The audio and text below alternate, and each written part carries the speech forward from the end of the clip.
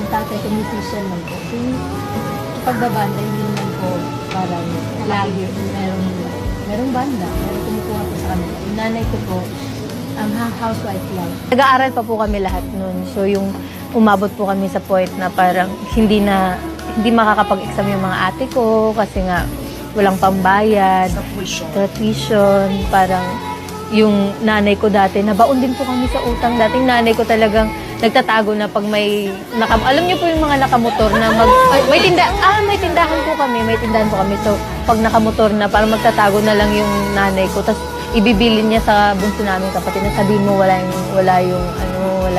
ako dito. Parang may joke pa nga yung nanay ko na parang nakita kasi yung half ng ganito niya na nagtatago siya. Tapos sabi daw nung nagsisingin na, sabihin mo sa nanay mo ha na isama yung buhok